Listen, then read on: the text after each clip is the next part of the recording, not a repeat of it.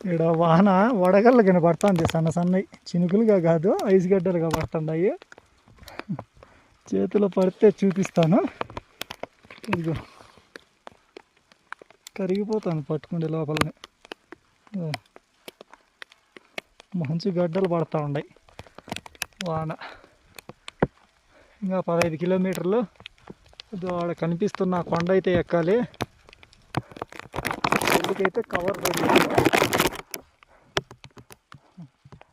ఓయమ్మో ఎన్ని ఎక్కుతా వచ్చాను. ఇంకా ఏ సమయం పడుతుందో ఏంటో.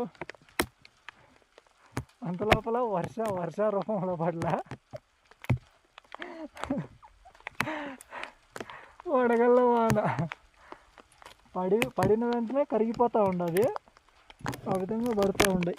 చినుకులుగా కాదు, మంచి ఐస్ గడ్డలుగా అదే ఆ విధంగా పడుతూ ఉన్నాయి. అన్ప్రెడిక్టబుల్ ఇదైతే. చూద్దాం ఇంకా పెద్ద సైజులు ఏమన్నా పడతాయేమో. ఇంత దోడ మేఘ అరుస్తూ ఉన్నాడు, నువ్వు పో బిన్న ఈ నుంచి బయలుదేరి అని. ఆడికి పోయేది దోడ కనొస్తాను చూడు. ఆ గుట్ట ఎక్కాల. ఆడ ఒక ట్రాక్టర్ ఏదో వస్తుంది, ఆ గుట్ట ఎక్కాల. ఓయమ్మ ఈరోజు ఈ గుట్టలపైనే నాకు తెలిసి